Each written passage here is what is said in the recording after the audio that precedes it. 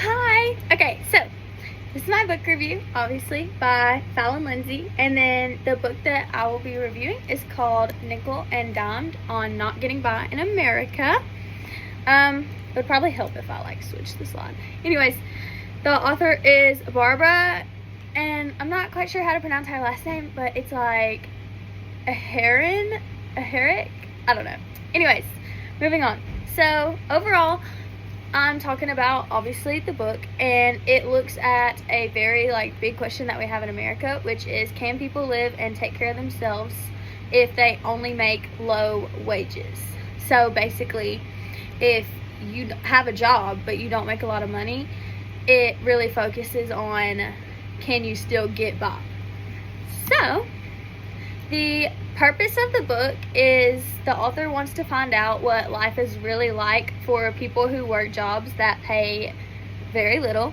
She decides to go undercover, ultimately, and this means she just pretends to be someone who needs a job, and she worked in different places.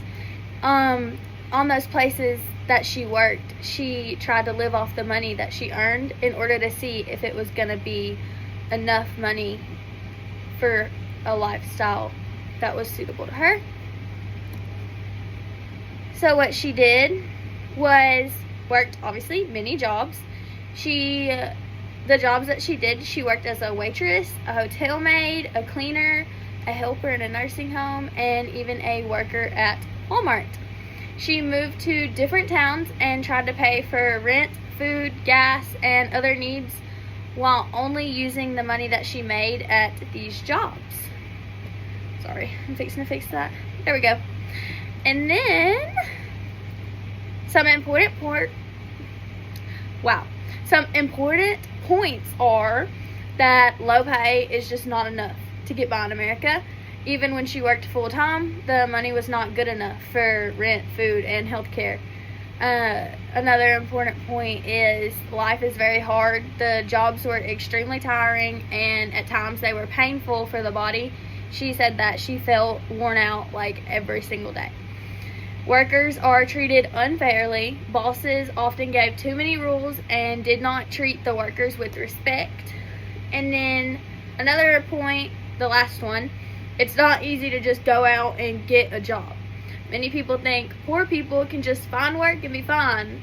For example, you'll see somebody on the street and just think oh, why would I give them something? Why don't they just go get a job? And it's just not that easy. And in this, Barbara proved that even with the job, people can be stuck in poverty, especially with children, because she just did this on her own. Even with children, it just makes it 10 times harder. She made these points by telling stories about her own life during the project, which makes the book really easy to understand and extremely powerful. It just really puts it all into perspective on what America is really about. Alrighty. My thoughts are, obviously, I agree. I think that people cannot live the lifestyle that is the American lifestyle on low wages at all, especially with children, as I just said. I liked how she showed daily struggles in simple ways that kind of make you feel how it really is. It's just crazy.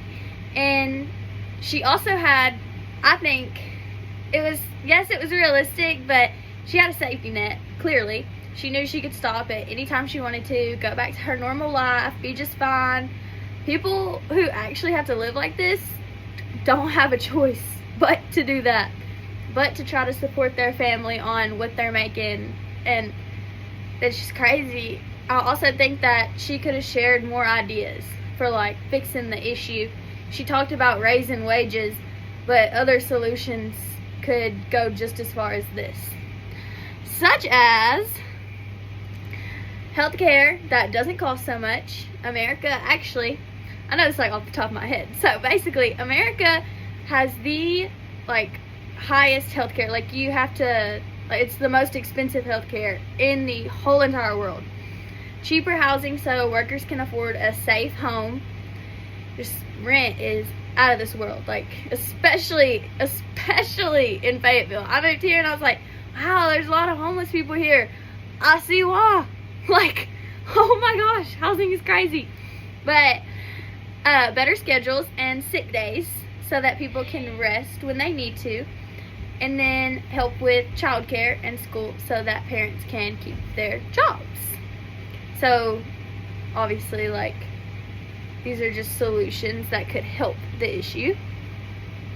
And then, in conclusion, this book really shows us something very important, such as working full-time at a low pay is just not enough to live in America. People who do these jobs work very hard, probably harder than people who get paid more than them. But the system makes life unfair and extremely exhausting.